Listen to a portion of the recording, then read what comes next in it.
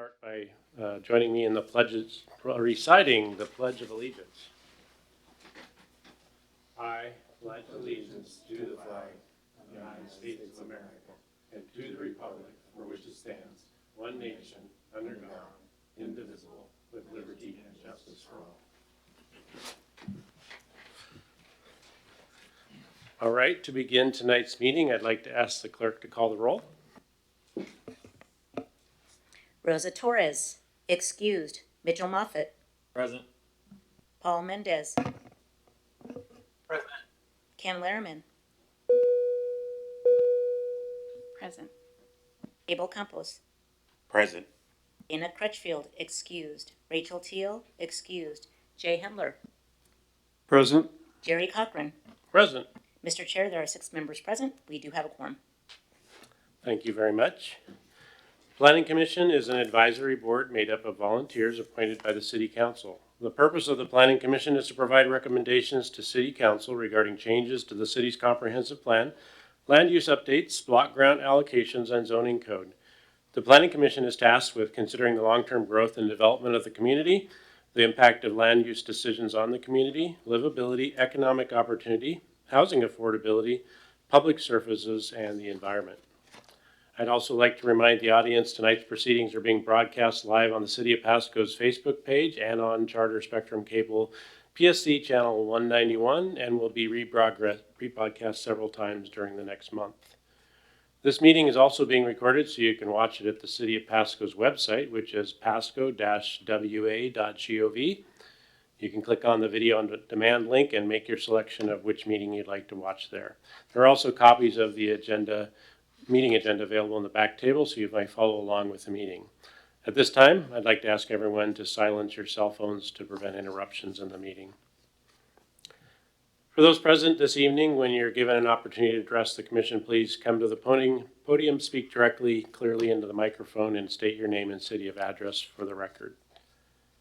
Before we begin tonight, I'd like to remind the audience of the Planning Commission that Washington state law requires public meetings like the one being held this evening, not only to be fair, but appear to be fair. In addition, Washington state law prohibits the Planning Commission members from participating in discussions or decisions in which the member may have a direct interest or may be either benefited or harmed by the Planning Commission's decision.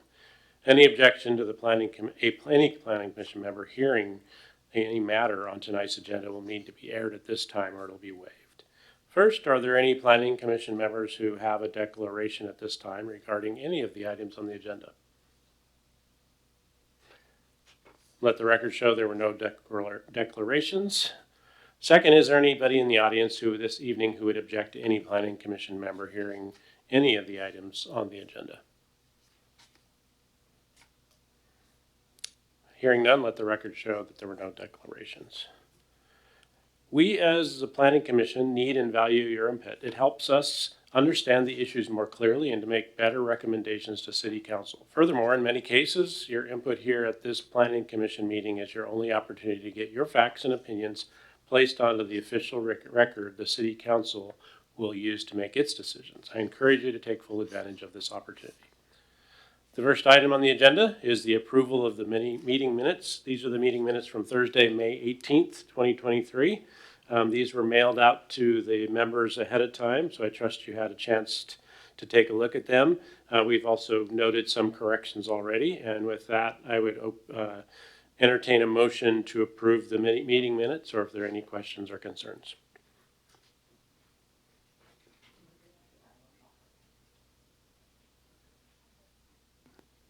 So move. All right, do I have a second? Second. A second. All right, it's been moved by Commissioner Hendler and seconded by Commissioner Lehrman. All those in favor say aye. Aye. Aye. Any opposed? So let the record show that the meeting minutes were unanimously approved. All right, moving along the agenda, we have no old or unfinished business. We have no public hearings, and the first item is a workshop item, which is a presentation, which is the Pasco Economic Development Strategy that will be presented tonight by staff. So with that, I'll turn it over to Jacob. Thank you. Good evening, members of the Planning Commission. In fact, this presentation will be provided by the city's consulting firm, Consor Strategic Planning and Communications, along with E.D. Hovey and Company, as part of the strategic goals for the 2023 Pasco City Council. They've identified the preparation of an economic development strategy. So this evening, I will pass it on to our consulting group. I'm going to unmute your mics and just let me know when you'd like to forward the slides.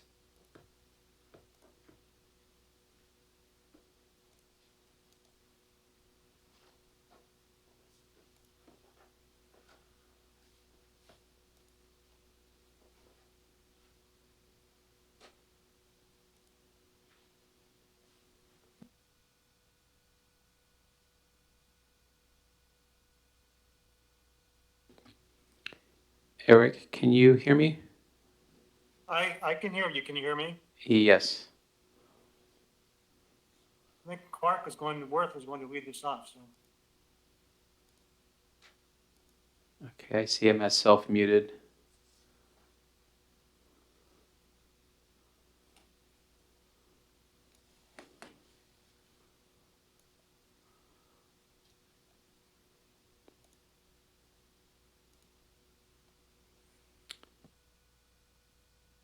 Clark, are you there?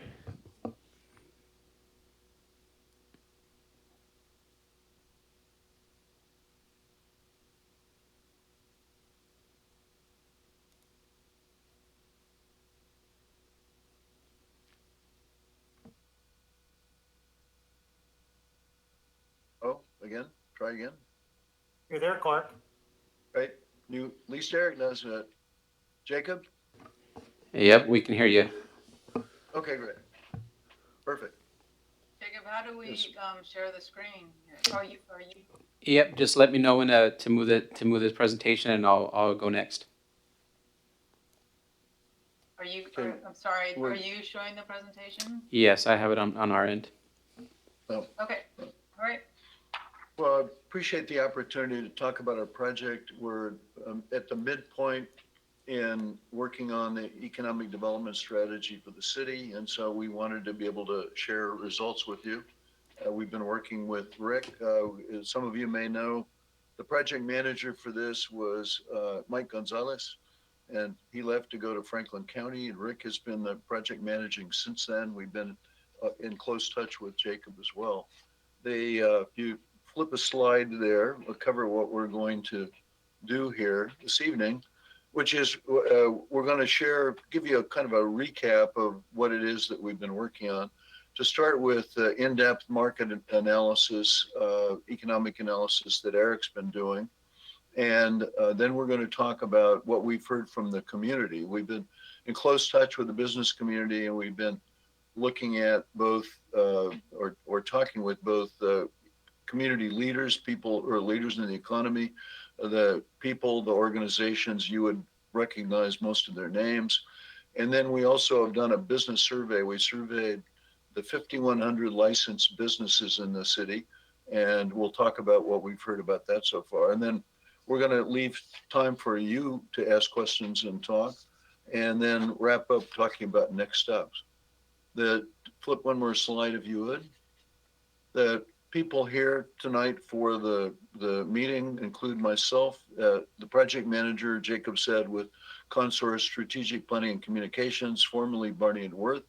That we were the lead firm for a similar project, a parallel project done for the Port of Pasco in 2017 called Somos Pasco, which was an economic vision, community-based economic vision for the whole Pasco area, not just the city, but the area as well. Eric Hovey with E.D. Hovey and Company. Eric's an economist. Eric also was part of the Somos Pasco team, but Eric has done a number of projects over 20 years up here, and so quite familiar with the Pasco community. And then Lebi Baque, who also was a member of the Somos Pasco team. One of the things with Somos Pasco is that it was a bilingual project.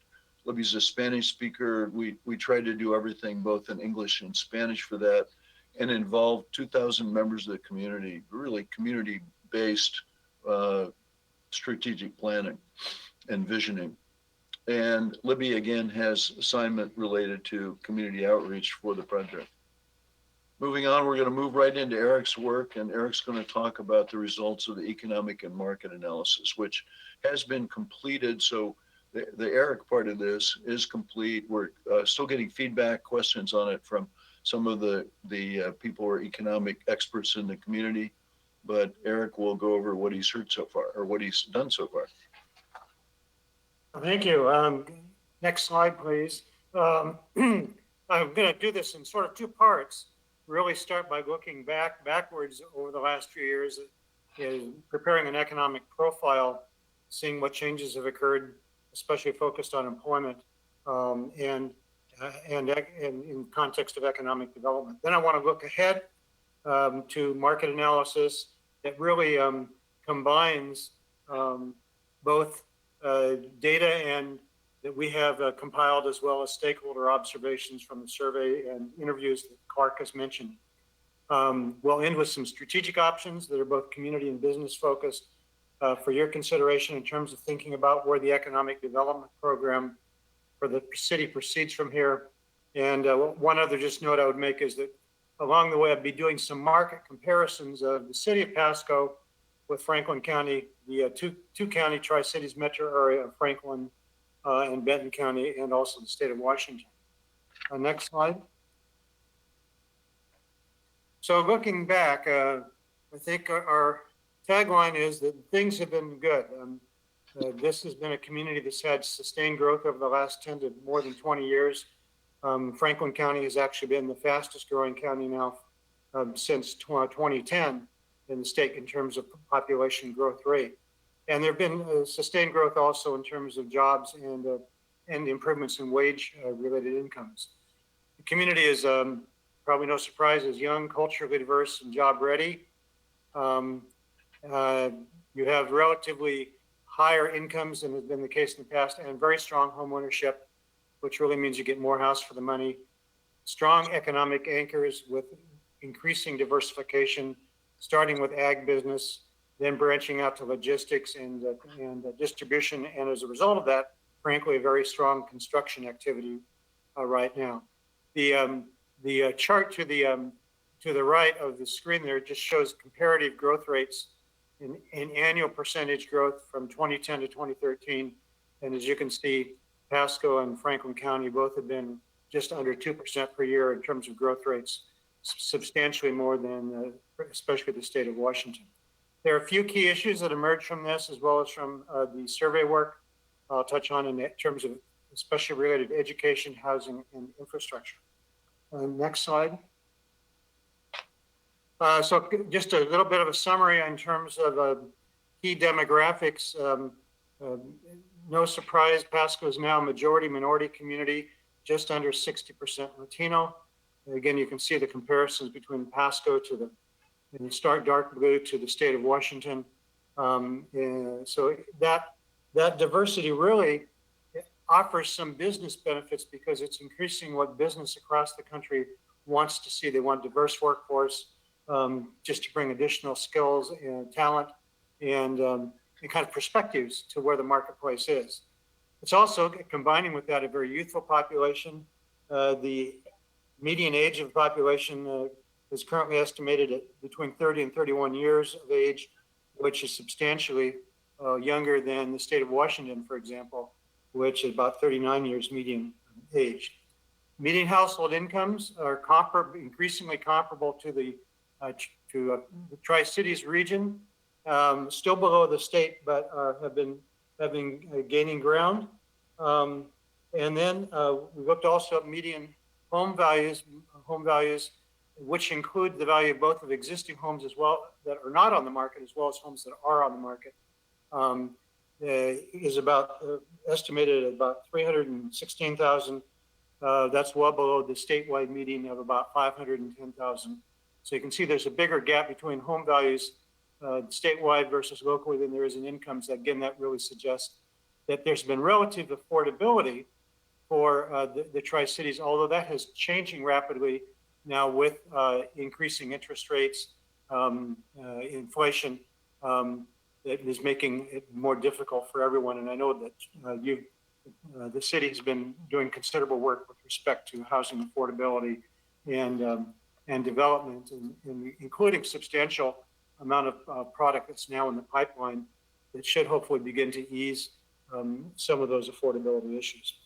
The other thing we looked at, next slide, is educational attainment. This was something we took a look at back in 2016 and 17 as part of Somos Pasco. If you look at the red pieces of the pie, and Pasco's to the far left, Washington to the right, and Franklin County and Tri-Cities Metro in between, you can see that Franklin County and Pasco, about a little over a quarter of adults have not completed high school, do not have a high school diploma, well above the Tri-Cities Metro and statewide perspectives. You're much more comparable to the region and the state for people that have some college or associate's degree. That's shown in the light green pie pieces. So doing well on that, but it's the challenge has been is that it seems that education progress has been uneven in recent years, and especially for those who are working in Pasco. Increasingly, and you'll see in all the economic development literature, Washington State and nationally, upskilling is going to be an increasingly important priority, especially as baby boomers retire and there's a smaller cohort of Gen Z people coming in behind. So they're going to be changing workforce needs that will need to be met in the years ahead. That education will be an important part of that puzzle. Next slide, and this is the more challenging one with all these bubbles. This is to give a sense of what the changes have been in terms of job gains and wage gains by sector. If you go left to right, the sectors on the far right, on the right, are those that have gained more jobs. The ones on the left are ones that have either stayed static or declined. And going up vertically, you get the further up the scale you are, the more wages have increased in recent years. And this is over the period from 2019, just prior to the pandemic, to the second quarter of 2022, which is the most recent year that we have data for. So in the upper right-hand corner of this, you get a sense of who the winners have been in terms of job and wage gains, and those have been transportation and warehousing, shown in the kind of greenish brown, and then retail to the upper far right, strong job and wage gains.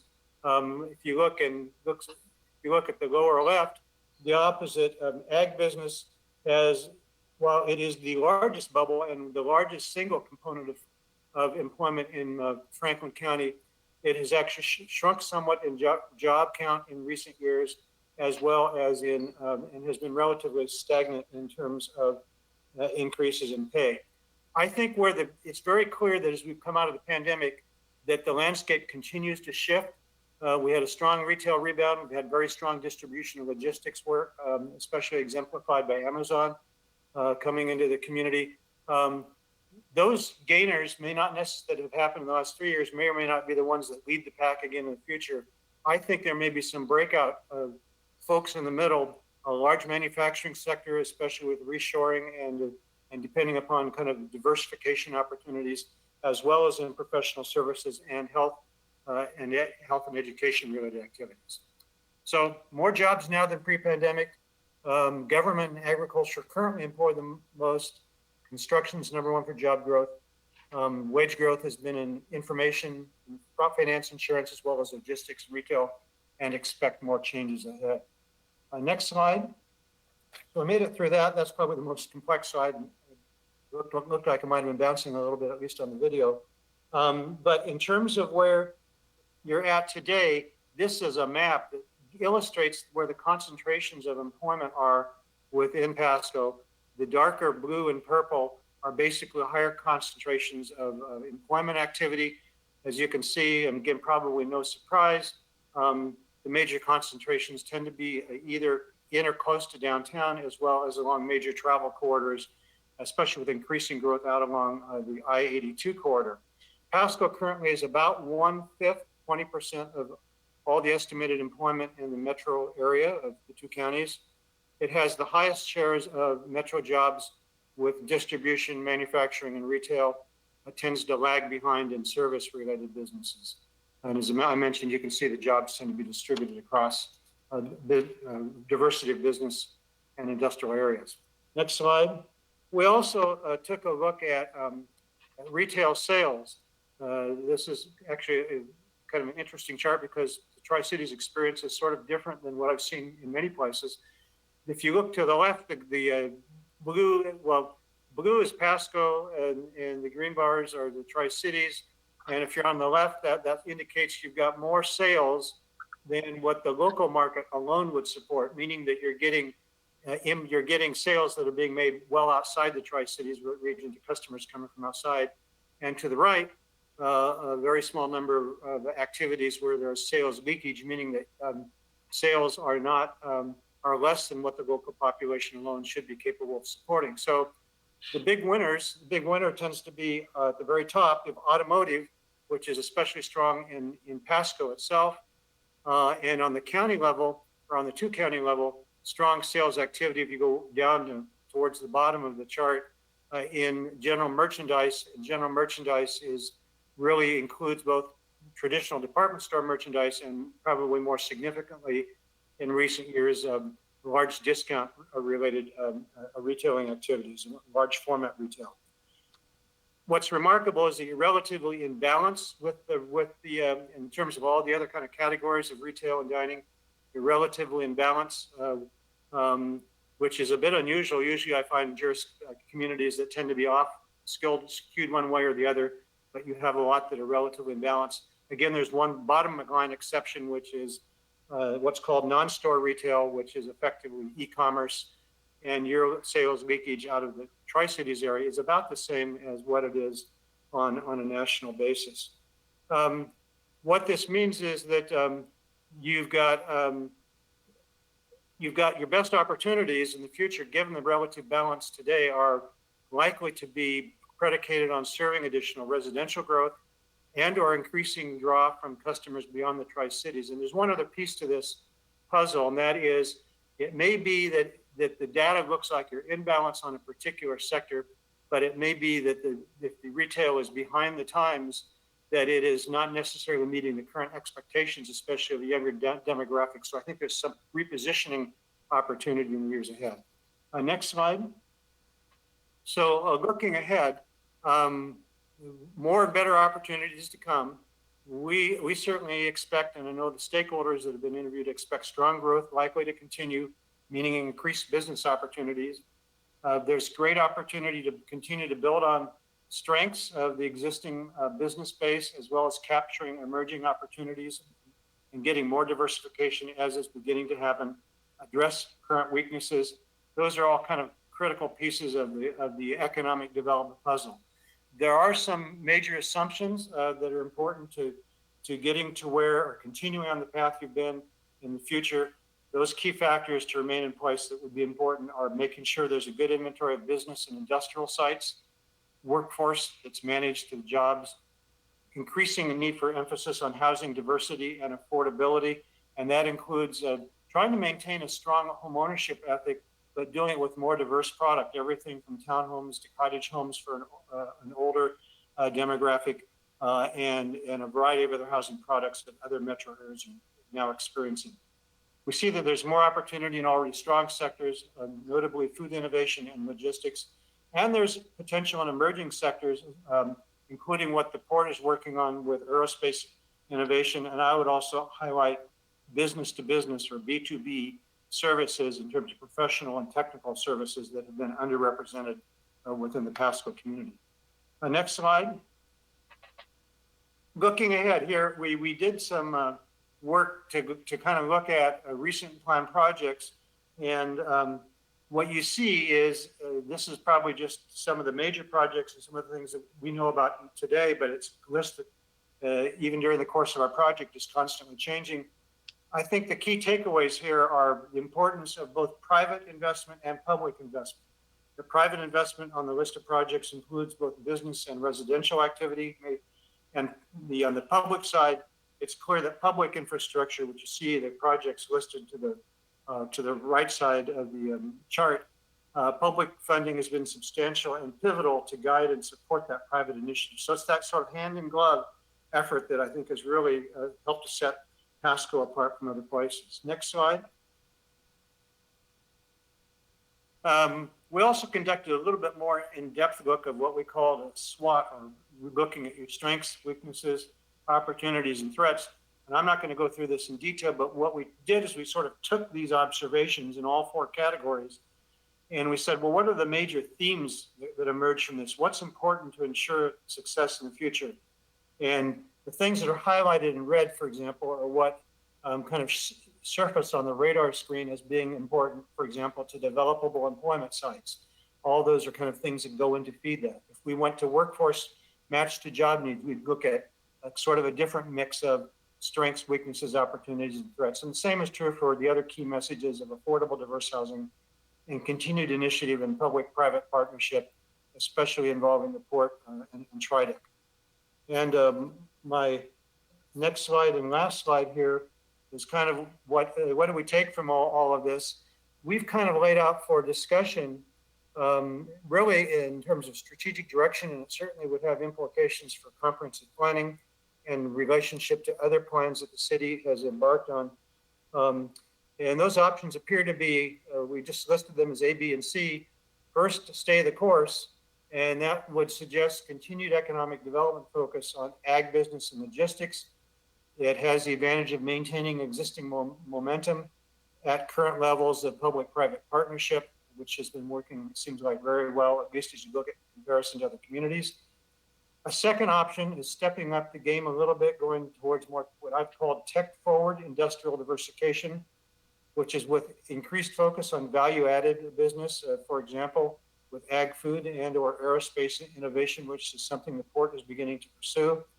But it clearly depends on both public and private interest. You have to have both at the table and on ramped up funding capacity to make some of these things happen. And some of these initiatives won't always materialize all at once. And finally, something we called option C, all-inclusive economic and community development, which expands the economic development kind of lens to be more proactive with respect to small business assistance, downtown revitalization, workforce training, regulatory streamlining, and or mixed use housing and community development. Now you could decide we're going to focus on 2 or 3 of these initially and move on to others later.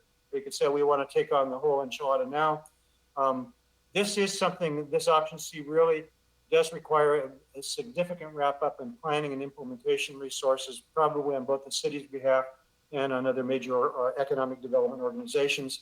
And there are examples of cities that have combined their kind of community development, economic development to get sort of more bang for the buck. And those places include Spokane, Tacoma, SeaTac, Lewiston, Idaho, Hillsborough, all would be examples of that.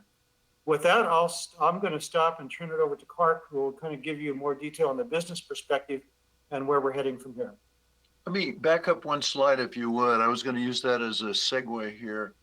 In addition to the business outreach that we mentioned at the start, we also had an opportunity this week on Monday to have a business roundtable co-sponsored with the Chamber of Commerce. We had 80 or 90 folks there. And interestingly, we asked a question. Eric gave the same presentation, presented the same information.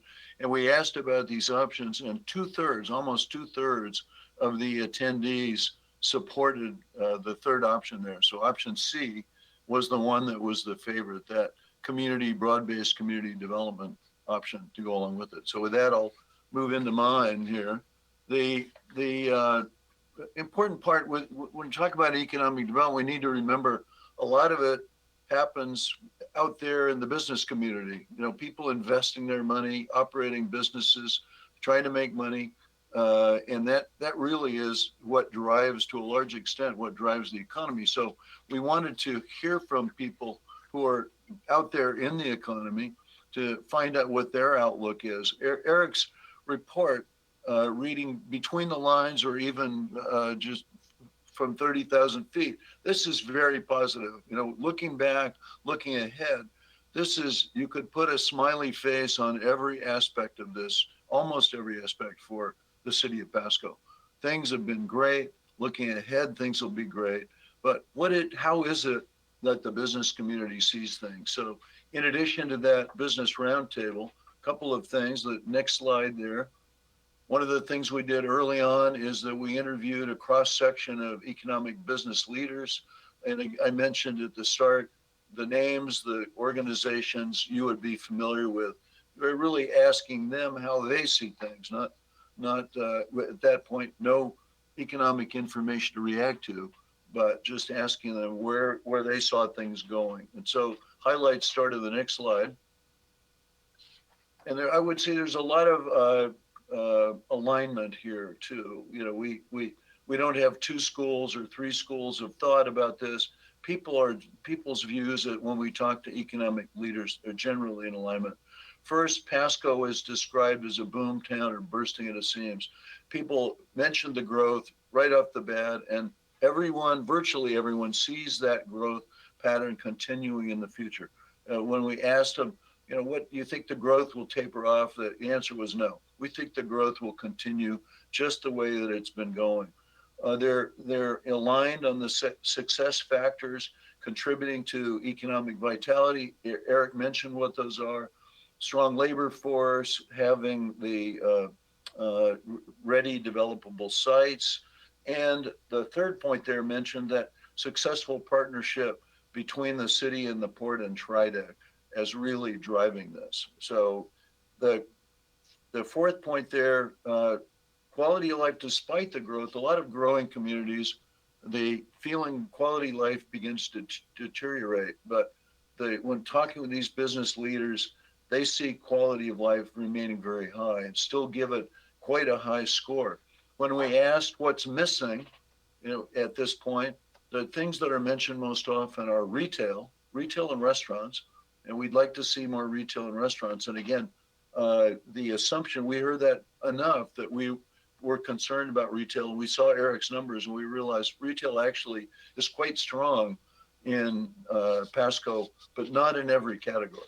And we're interested that the out-migration through online retailing is not any worse in Pasco than it is in the average community in Washington or nationally. One more slide there. Continuing on with what we heard from these business leaders, general agreement on strengths as well as the challenges, and Eric showed you on the charts. What is it that's been driving the economy, and what are we worried about going forward? A lot of discussion about Tri-Cities, and I think this has changed since we worked on Somos Pasco. In 2017, there was still a feeling like we're somehow in contention with Kennewick and Richland. The feeling that we got this time was much more, this is one economy. And we'll show you some numbers a little bit later too from the business survey that drive that. But people talked about themselves being in business in the Tri-Cities, and not so much that they feel that it's that kind of competition, but in fact, their businesses benefit from being part of the Tri-Cities. The economy benefits from being part of the Tri-Cities. That we do much better than if we had to go it alone. A question that was raised, and I think remains to be answered, is there a way that small businesses can take advantage, can capitalize on all of this growth that we're experiencing? So great for the overall economy, but is it really good for all of the small businesses that we have in the community? And in Pasco includes a lot of Hispanic-owned businesses. Are we really benefiting? Is that economic growth benefiting them? The ninth point there, the recipe for the future success includes a strong education system. That actually in Somos Pasco was the single most important conclusion of the project, that how pivotal the education system at all levels, Pasco School District, the Columbia Basin College, WSU, every component of that education system is important for our future. And then finally, we heard a lot about the downtown. And the downtown, Eric showed you, jobs are kind of concentrated around the downtown.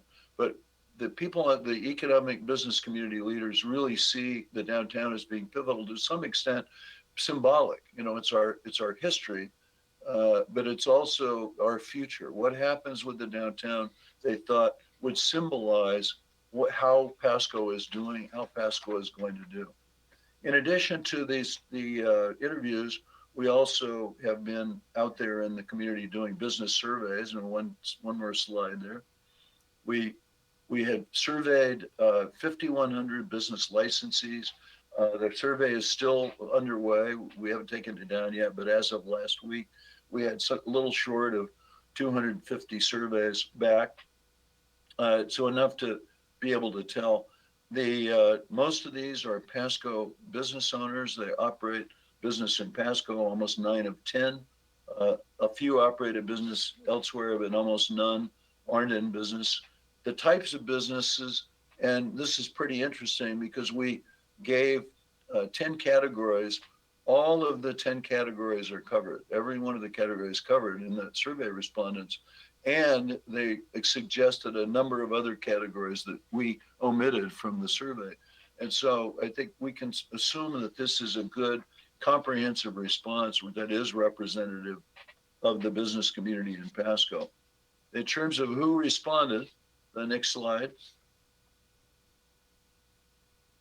The tenure of the businesses, it's interesting because this has been a fast growing community, and the business response was also a lot of newcomers to business.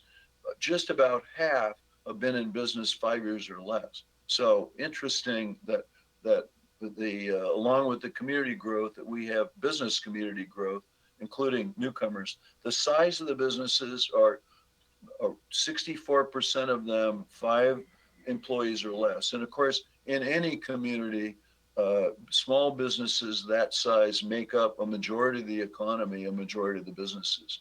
But it's very pronounced in Pasco.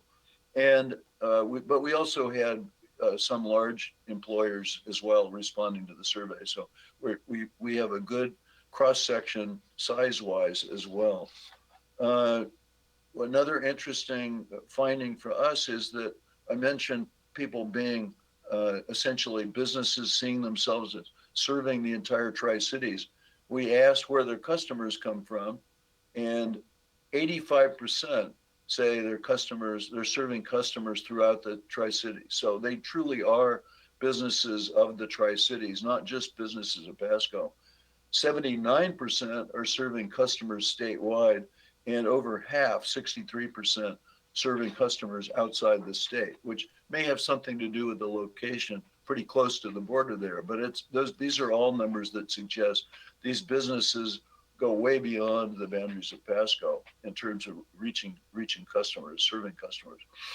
We also asked about business outlook on the next slide.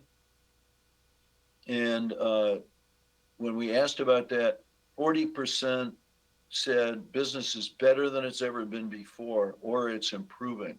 So, and then 44% holding steady. When we asked this at the Business Roundtable on Monday, I think we had 80% in the first 2 categories. So very bullish on the future of the economy. And even these numbers are pretty bullish.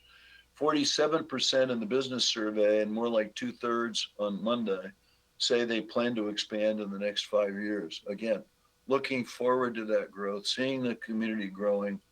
This outlook is, again, back another smiley face to put on it. Another question we ask is, for the businesses that are in business, operating businesses in more than one community, how does Pasco compare?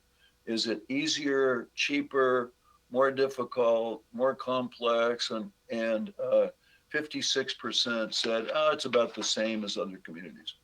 So that experience they have. The next slide.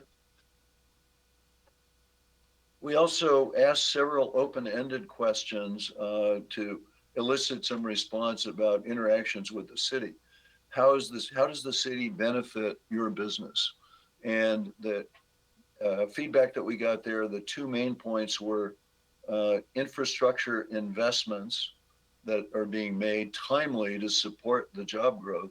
And then second, business and job recruitment, which is the headline news almost every month in Pasco, that new jobs, new business that have been recruited, and some really major employers being recruited there. What could the city do to improve business prospects for you? The thing that's mentioned most often is streamlining the processes. And a lot of it gets down to the specifics. It's automating. People see that a lot of those processes could be automated, more things available online when we look at the details of it, and reducing license fees and impact fees, which I would say that is a common thread in business surveys in most communities. Businesses in general would like to see license fees and impact fees reduced. Finally, how can the city strengthen relations with businesses? The main theme there was improve communications. What we'd like is more two-way communications with the city, and then reducing the cost of doing business in the city. There's things the city can do with that. So with that, I think we're open to turning it over to your questions for Eric or myself. I'm happy to answer those, and we just save, so we could reserve a minute at the end to talk about next steps.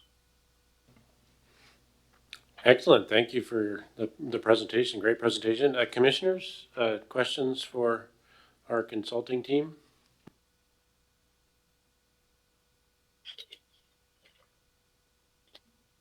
Maybe a question for Jacob. What is the frequency of the economic development strategy update? Is it a 5-year update, a 10-year update, or what's the frequency?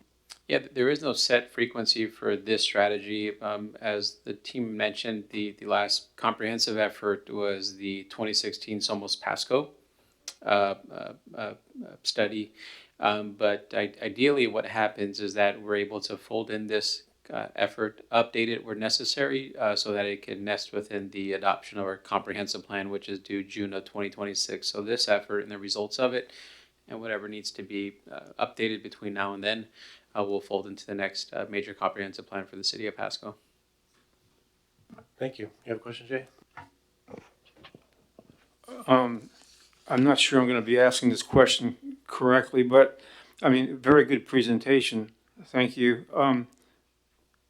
And I'm not sure I'm stating this correctly, but how does this very ambitious plan, using the term in the survey, bursting at the seams, how does this integrate with responsible planning? And pardon my naivete here. I mean, how, isn't there a way that we can stress that in all of this growth, at the end of the day, we're not going to have another bad planning experience. We're going to have thoughtful roads, circulation, parks, and all of these things that help add to the success of businesses. I'm just sort of asking a sort of a rhetorical question here. How do we get from bursting at the seams to a planned, beautiful city that operates, in a nice way? Anyway, thank you. Thank you. I'll start that, and Eric may want to say something too. I think that may be at the heart of why 2/3 of the people attending that business roundtable on Monday chose that third direction, that they really wanted to see that kind of integration of the community-wide, not just economic diversification, but housing, amenities, others you mentioned, transportation. How does all that stuff fit together? Jacob has been good about raising those issues in the past too, but I was heartened to see it wasn't complete consensus, but certainly a strong majority who supported moving in that direction with the city's economic development program. Yeah, I would just add that looking at this from a quality of, or actually from a workforce perspective, quality of life is increasingly important, especially to younger adults who might be attracted to the community or have gone to school here, been raised here, and are considering whether to stay in Pasco or go elsewhere.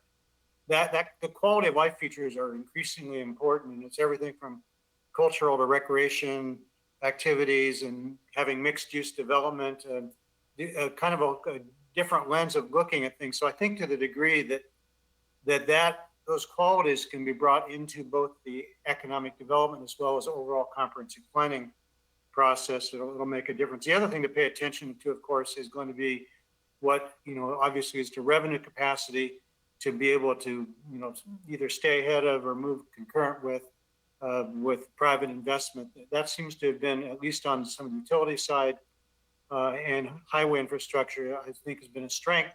But again, we did hear that there are concerns about where we might head in the future, and so we need to keep on top of that as well. Thank you. Go ahead. This is Commissioner Lehrman. How did you guys come about dividing up those three options? Option A, B, and C on slide 20. Talk a little more about them. Is that what? Yeah, so like when I look at option C, it's very inclusive, very large. And then option B, tech forward industry diversifications, very, very specific. Same thing with option A. Yeah, I mean, a quick summary of them. Option A is really stay the course. And the rationale for that is Pasco's economic development success here has been sustained over 20 years. It's a terrific track record of success. And so one of the options that we had was, well, first thing, it's so successful, don't mess it up.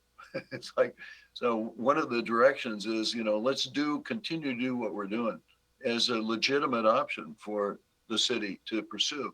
The second one is being strategic. So much of Pasco's economic growth has depended on just a couple of sectors, food, and from that, agriculture, but also food processing. And now a lot of the major food processors in the world, in the United States and the world, are in Pasco.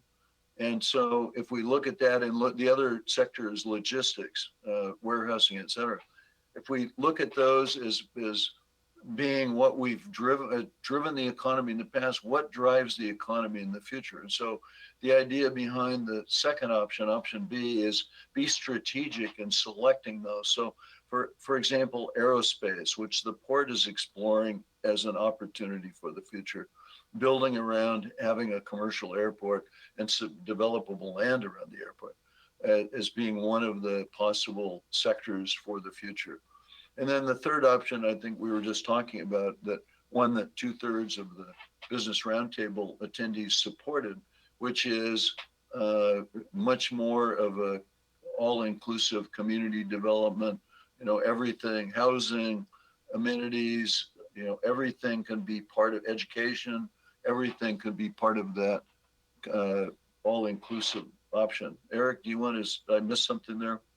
Yeah, I would just add that these options are if you look at how communities approach economic development around the Pacific Northwest, you kind of see different variations of all three of these options in terms of the approach that they take. I mean, the traditional approach with economic development going back, 30, 40 years has been focused on industrial development and industrial base. And that tends to be at the core of most economic development efforts today, but some don't go much beyond that. The second option is one of really saying we're going to build on our strengths and we're going to just do more of it and do it better than we've done in the past, and especially recognizing now the importance of technology change and also kind of the changing nature of the workforce. So again, it's a stepped up version of economic development, but still within the overall basic framework with what a lot of jurisdictions have been comfortable with. And then the third approach is one that is taken by some communities, especially those that have found the resources to say, hey, we realize that we need to be a lot more than just focused on existing industries and even trying to up our game with those, but we need to be doing more in terms of quality of life, because otherwise we're going to fall behind others. You tend to see that more in some of the major metro areas. I think the Tri-Cities are more kind of, and the Pasco is more at the cusp of where you could go either way. But those seem to be options that sort of fit with what I guess my understanding is from jurisdictions I've worked with of the different approaches people are taking around the Northwest. I guess when I look at option C, it's all inclusive. You get the full buffet. where Right. option A and B is just one or two very specific items that could, depending on who you are in the room, speak to them. And so option C seems to be more inclusive, as you have said. So I guess that's where my question was on how you guys designed those three options. And thank you very much for sharing out. I appreciate it. Thank you. Any other questions or feedback? That's all good. It's Commissioner Campos. I want to first thank you guys for the great presentation and information that it gives us. I do like the options that are given. Option C, I agree with the 2/3 is probably the one that looks very enticing and one that we would probably like to do. My question is more about the actual surveys and everything else based off of the other projects that you've done with other cities. Is it very comparable to as far as the results and the percentage of the community getting involved, the responses back of the surveys returned? Is it pretty much the same? Is it better or is it low? And if it is low, are we going to continue to look for feedback to make sure that we get this right? We actually have more surveying planned for the future for the broader community.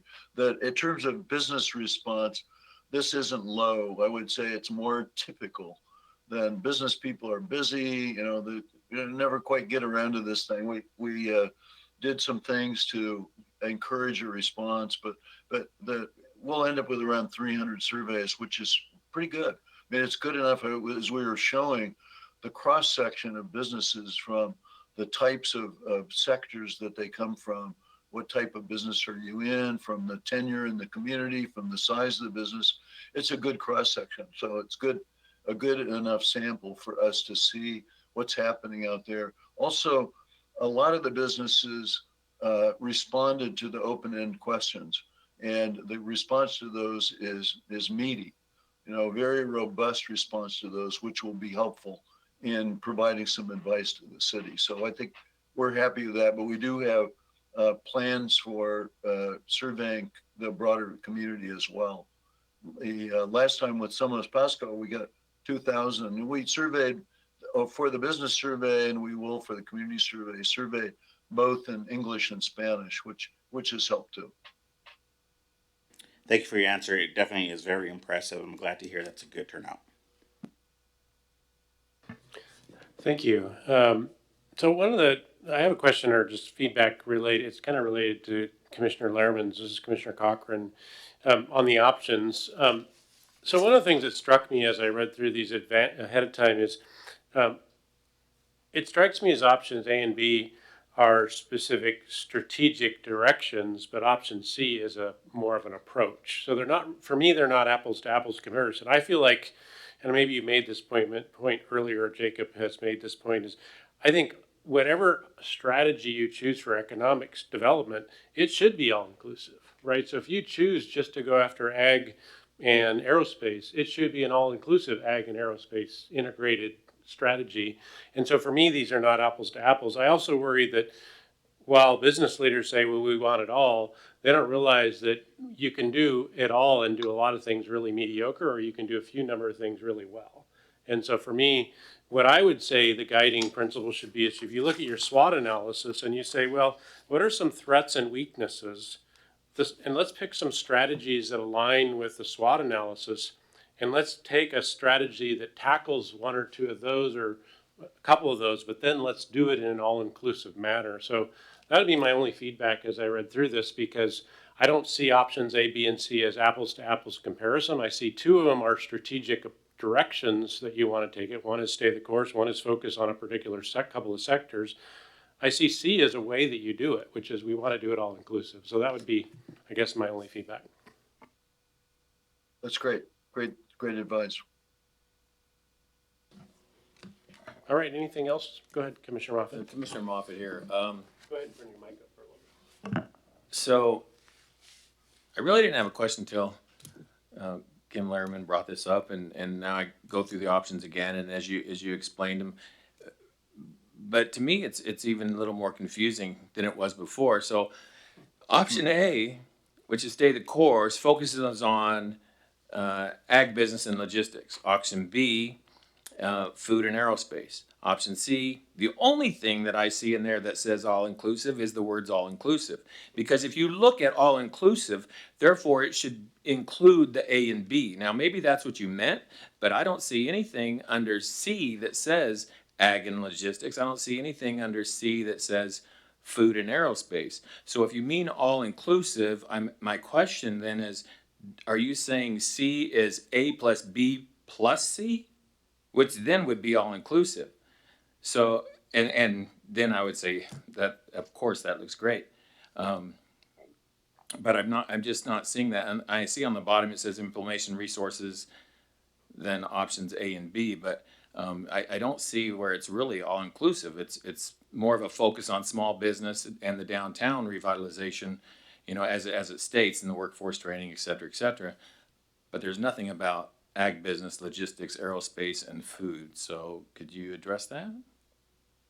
Eric, do you I want to think talk about that? we sort of hedged our bets a little bit in that I think as we framed option C, I think the intent would be that it would include strategic focus in kind of the as embodied by the options A and B approaches.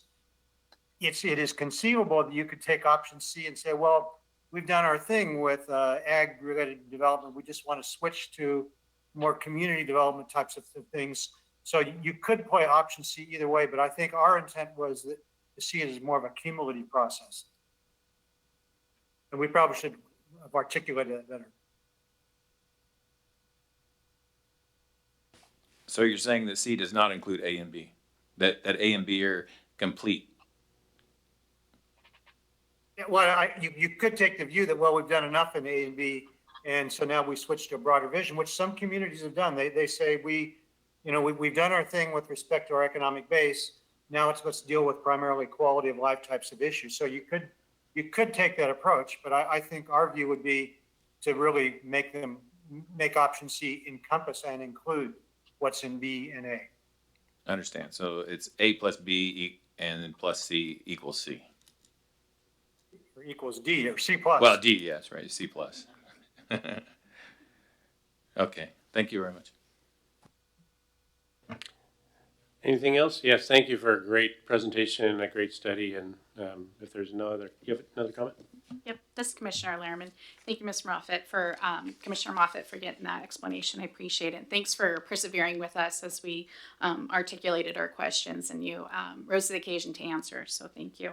I appreciate about learning about that option D, if you will, if we call it that, because our last meeting in May, Mr. Gonzalez talked about two areas that we need to improve in Pasco, and that is our educational partnership in higher ed in order to be able to attract research opportunities.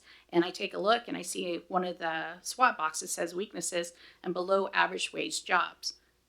So I really, really value understanding better that there's an option D out there in order to be able to attract those kind of businesses so we can be able to increase our wages for our community members. So thank you.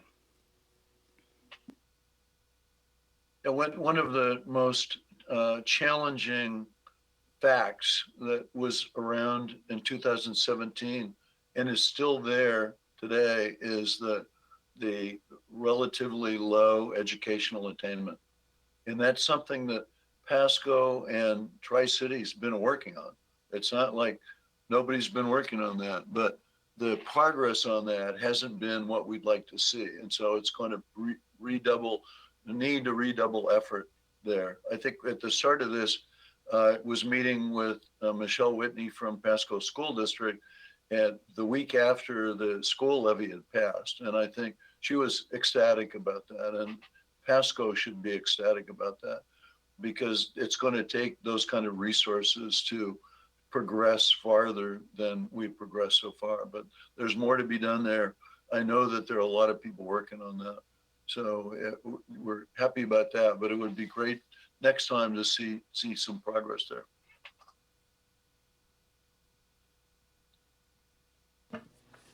Okay, thank you. And then you had a next steps. Yeah, just briefly, there's actually a slide that goes along with that, but I'd probably do it without the slide too. It's not that easy to bring up. things to be done. One of the things I already alluded to, which is we're going to do some more community outreach. A key question here, there are a lot of players in economic development. I mentioned business investment as part of this. A lot of players in this, big business, small business, and there are a lot of agencies involved in the Tri-Cities. But what the central question is for this is, what's the city's role in economic development? With all of those players, what should the city be doing? And we'll be focusing on that. I also think it's important to do what I heard mentioned here a couple times, which is let's integrate the economic development strategy with these other plans that we have to keep the city successful and moving forward. That's important. And then finally, this project is funded by a CURB grant from the state. And we have a bunch of conditions that we have to meet to make sure that the work complies with the CURB requirements. So we'll be doing that as well. But really see this as stimulating discussions with and among city leadership to talk about what the direction should be in the future from this. And I'm sure you'll be hearing about it again at a later stage. Again, we're at the midpoint here. We've collected data. Now it's what do we do with that? So thank you with that. Thanks very much for the opportunity. Thank you very much. All right, so the next item on our agenda, that was our workshop item. Now we have a couple of other business items. The first is a memo on the site plan review process from Sim Jacob. Yes, good evening, members of the Planning Commission. This is just a brief memorandum that staff has provided to the Planning Commission about gauging the Planning Commission's interest in staff proposing and working on drafting an amendment to the Pasco Municipal Code to help revise and refine some of the current and addressing some of the gaps that exist in our site plan review process. The Pasco Municipal Code has several parameters regarding the development of residential projects. However, when we, as we're currently experiencing, receive applications for larger commercial or industrial or mixed residential commercial like projects, our current municipal code and our standards don't accommodate those as appropriately or as neatly as they should. And what that ends up yielding is additional staff time and resources to accommodate those requests for our applicants. It also makes that process a little bit more confusing, convoluted, thus costlier for our applicants. And so staff is at this point simply wanting to gauge the Planning Commission's interest in us taking on this effort. Obviously, this body is certainly familiar with the rapid growth of the community, and staff views this as an opportunity for us to refine standards that do not exist, create standards for those that don't exist or refine those that currently do, and create a process that is predictable and practical for our applicants. In particular, staff wants to develop a review process that has the values of clear guidelines, stakeholder engagement and buy-in, meaning that we reach out to our developers and builders who are actually doing these projects. Staff education and capacity building, since on the internal side we'll be administering the proposed new process. And certainly continuous monitoring and evaluation to make sure that if a new process is adopted, that it is working, and if it is not, that we share that with the appropriate parties and make the necessary changes. Staff simply is interested in the Planning Commission's interest in this effort, and if so, then we will work on engaging with our stakeholders and bringing this back to the Planning Commission as we can. Thank you. Thank you. Any questions for Mr. Gonzalez on this matter? Or feedback in terms of what your interest? I don't have any questions, but I absolutely am excited to see this. I think this is something that's really neat. I think throughout the years we've heard many times developers saying just kind of streamline it better, make it more effective. And so I'm all in favor of making this happen. I will add that during the development over the last month or two of this proposal to come to the Planning Commission, the Washington State Legislature has adopted, I think, 11 housing bills to spur housing across the community, across the state. Now, Pasco certainly has moved the needle quite aggressively forward on removing barriers and restrictions for housing, but one area that certainly we keep hearing about, as mentioned, Commissioner Campos, is what we can do on sort of the review, permitting, streamlining side, including efforts that the state adopted to decrease permitting review time. Certainly something that staff here is aware about. One of the topics that did come up as of late as part of this effort was taking a look at our overall permitting process. And if Planning Commission is interested in us tackling that up now, it certainly will be a recommendation of our housing plan. But if we would like to move that effort forward now, there may be an opportunity for us, without making this effort too gigantic of a scope, but trying to tackle what we can in incremental efforts to constantly move the needle forward to meet the demands of the growth here. Excellent. Yeah, I like that approach too.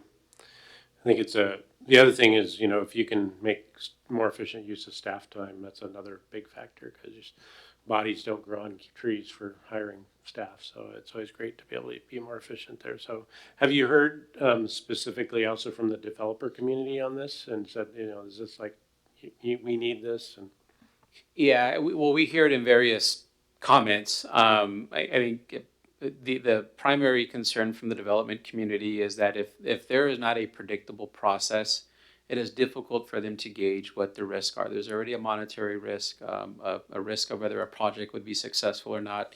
And one of the things that we can prevent from the administrative or the facilitation side is making sure that whatever process we do have, that it is enforced consistently and fairly. It's certainly something that we're aiming to do here. But with regards to larger commercial projects, these are your strip mall, your larger commercial retail projects with multiple parking lots, multiple building pads, or what we will see soon with mixed-use projects. We actually don't have a process clearly defined in the Pasco Municipal Code. I will call out that in 2020, the city did work with a consultant to identify some of the barriers with regards to our review process. And what it found was that roughly a significant portion of permitting activity doesn't have a complete process, meaning the PMC is lacking some language. And so this will help beef that up. Certainly won't fix everything, but it will address one of the biggest constraints and barriers to efficient development and development review, which is the process that both the city administers and that process that we require applicants to go through. So this makes it easier for both parties. excellent, thank you. This is Commissioner Lehrman. So I hear you're talking about developers. Would there be potential opportunity to go back to those who individually applied for permits to see what their experience is? So to be able to reach out farther beyond developers, but to our everyday residents that have just recently moved or put in a permit for change. With regards to the scope of what staff's proposed on this one, maybe not so much of that element. I think what we know is that there's a combination of both the process and the way the process is administered, and some of that can be corrected, quite frankly, with ensuring that we're treating customers fairly and responding on time. Another way to fix that is to address the underlying issue, which for some of the concerns we've experienced has been the process, the lack of the formality of the process. And so I think succinctly what I would say is the more of a predictable, mutually agreeable process we can have in place, the more successful both the city can be because of the development community, whether they are large developers or somebody asking for a regular permit for a fence, perhaps the ease of them being able to navigate the municipal code, which even for staff is thousands of pages long. And CED is responsible for a significant portion of administering the Pasco Municipal Code. So any chance we have to fix that or refine it in a manner that's practical, then I think it's an opportunity for us to improve levels of customer service here. So I just want to double check. So your communication or your reach out might stop at the developers and small developers, but not to the everyday residents who applied for permits. want to double check on. Well, yeah, I think the primary audience for this will be our commercial developers, because that's the aim of the scope. But the city constantly takes feedback from community members, and we welcome that feedback. Thank you. Commissioner Moffitt here. So to me, this is a no-brainer. It sounds like you're asking for permission, not permission, but our input on your improving the system, right? Improving what you do in your office. And so to me, that's a no-brainer because we should be, any organization, any city, I mean, that's why we all sit up here, is to improve the process. So my only question is, and that being said, obviously I'm in favor of all this, but my only question is, how do we compare now to other cities and what's going on? I mean, if we're going to focus on where we can improve, and I know your efficient is I was going to say some other words, but I know I'm on recording. But you are one of the most efficient people I've ever seen, and is your department. So I'm sure you can answer the question: how do we compare, and where are our downsides when it comes to this whole process right now? Yeah, I think one of the tasks that this department will have over the next several months is the preparation of sort of a monitoring and evaluation of how we do operate, how fast or not we go through the development review process. So how long does it take to get a permit approved in Pasco? That's all information that we have available to us. And it's our responsibility to prepare a short but comprehensive report back to the Planning Commission and City Council and our key and all of our stakeholders about what that looks like, so that we can identify if there's room for improvement and how that improvement can be made. So we can certainly get that information back to you. When we review permitting timelines across the state, they vary. I think depending on who you talk to, every community is the worst in terms of review timelines, and they are the hardest. They have the worst impact fees, et cetera. But there's a data component to that, and we can certainly bring that back to the Planning Commission. Will, as we near the end of this year, with a summary of how the city is performing in terms of how we process applications throughout the year. As noted on the first page of the staff report for this item, there's thousands of permits are issued by the city of Pasco every year. So it's our intent to make sure that no one has to go through a headache or an overburdensome or unnecessary process. But we'll certainly do what we can to make efficiency improvements where we can. But in terms of where we would look to for best practices, I think we have some neighboring communities that have some things outlined in their framework that we could borrow. And I think also looking at communities that are larger than us that have already experienced some of that growth that we are now experiencing today, and try to figure out if there's an opportunity for us to mitigate the challenges they had by making the changes today here in Pasco. Thank you, Jacob. All right, any other feedback or questions on this one? I think sounds like you have good support. I think everybody agrees. The one thing that occurs to me is, like, while maybe the primary audience is the commercial developers, I think the focus on, maybe that's your primary audience, but the benefits accrue to the individual homeowners as well, right? Is that, and honestly, I think the other side to look at it is when an individual resident does a permit, typically a developer does it on their behalf, right? Or a commercial contractor does it on their behalf. So hopefully those benefits will accrue even if you focus on that audience. So. Okay, if there's no other questions or feedback, I think the next item on the agenda is our other memo, which is the Housing Action and Implementation Plan. Yes, and good evening once again, members of the Planning Commission. Just a quick status update on the effort related to the Housing Action and Implementation Plan. Staff prepared a lengthy presentation for the Planning Commission in May.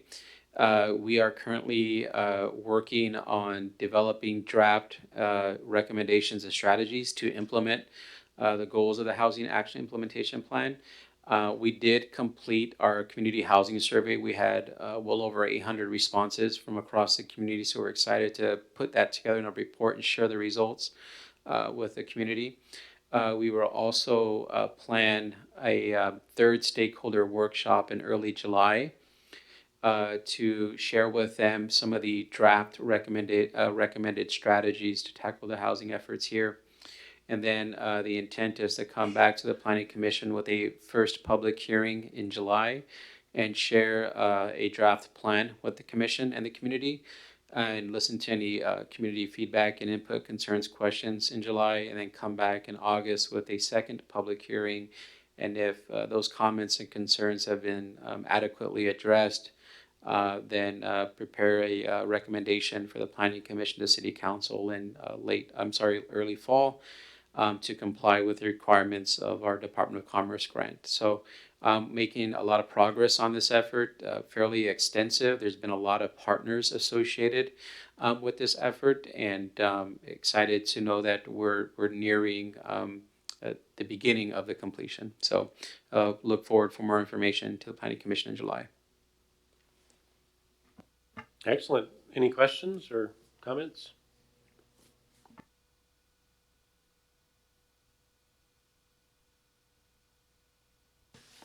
Okay, hearing none, I think that moves us through our agenda. If there are no other questions or comments, I'll entertain or recommend a motions to adjourn. I will recommend we adjourn. All right, it's been moved. Commissioner Moffett moved and Commissioner Campos seconded. The meeting is moved and seconded. The meeting is adjourned at 7:46 p.m.